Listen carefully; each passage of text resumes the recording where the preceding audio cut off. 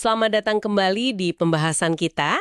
Kali ini kita langsung nyelem nih ke materi yang kamu bagikan soal prinsip pembelajaran. Misi kita hari ini yaitu kita bedah bareng-bareng apa sih intinya yang bikin belajar itu nggak cuma lewat, tapi benar-benar masuk, nempel, dan kepake gitu.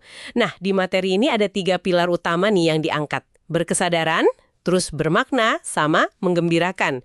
3 ini kayaknya saling dukung banget ya. Oke deh, siap ya? Mari kita coba urai satu-satu. Sip. Kita mulai dari yang pertama, berkesadaran.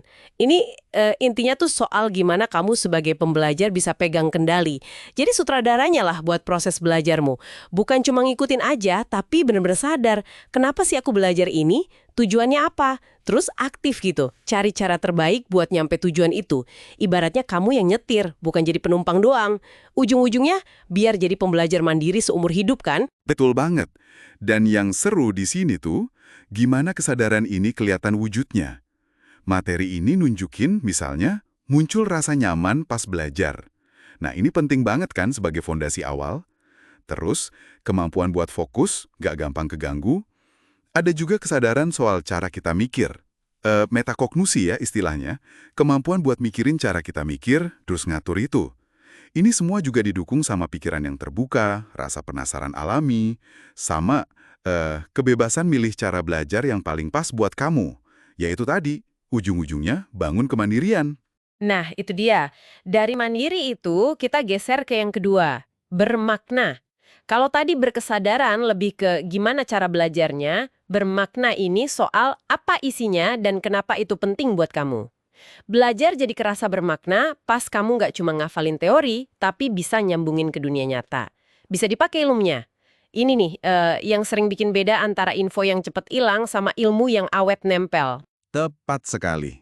Pembelajaran yang bermakna itu ya jembatan antara apa yang kamu pelajari sama isu-isu nyata. Bisa masalah pribadi kamu, isu di lingkunganmu, atau bahkan tantangan global gitu. Menariknya lagi, materi ini juga nekenin soal ngelibatin lingkungan sosial kayak orang tua atau komunitas.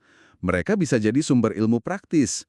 Nggak cuma dapat ilmu, tapi juga numbuhin rasa peduli. Jadi intinya sih, kemampuan kamu buat ngaitin konsep baru sama yang udah kamu tahu sebelumnya. Terus ya dipakai buat hal nyata, analisis situasi, cari solusi masalah, atau mungkin malah bikin ide baru. Oke, jadi kuncinya di sini relevansi sama aplikasi ya. Belajar yang kerasa nyambung banget sama hidupmu, bisa dikaitin sama pengalamanmu dulu, terus ilmunya kepake di situasi lain, malah tadi disebut juga ya keterkaitannya sama bidang ilmu lain, itu juga penting. Biar pemahaman makin kaya dan lagi-lagi dorong jadi pembelajar seumur hidup. Penting banget nih kayaknya. Nah, yang terakhir tapi jelas nggak kalah penting, ini prinsip menggembirakan.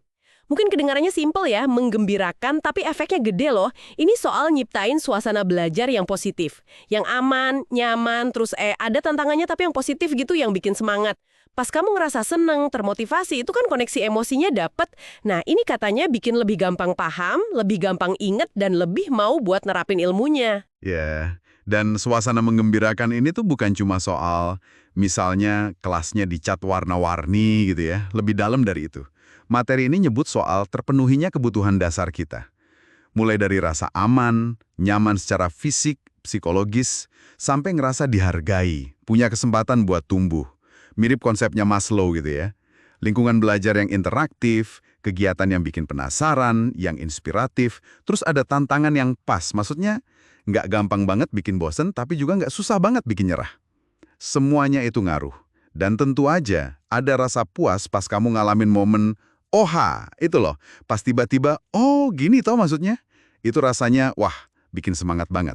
Jadi kalau kita simpulin nih ya, 3 prinsip ini, berkesadaran, bermakna, sama menggembirakan, itu bukan jalan sendiri-sendiri. Mereka ini satu paket. Betul, saling ngisi. Iya, kerja bareng gitu, buat bikin siklus belajar yang kuat, yang mendalam, berkesadaran kasih kamu kendali, bermakna kasih arah dan relevansi, terus menggembirakan kasih energi sama lingkungan yang enak buat belajar. Ini resepnya lah ya, buat bangun pemahaman yang gak cuma awet, tapi juga ngebentuk kamu jadi pembelajar yang lebih oke, lebih tangguh. Nah, sebagai penutup nih, mungkin bagus juga buat kamu renungin sebentar. Coba deh ingat-ingat satu pengalaman belajarmu, yang baru aja atau yang bakal datang. Terus coba pikirin, gimana ya caranya biar bisa lebih sadar pas ngejalaninnya? Atau gimana caranya biar materi itu kerasa lebih bermakna buat kamu pribadi? Dan gak kalah penting, sentuhan apa nih yang bisa bikin prosesnya jadi sedikit lebih menggembirakan? Kira-kira perubahan kecil apa ya yang bisa kamu mulai dari diri sendiri?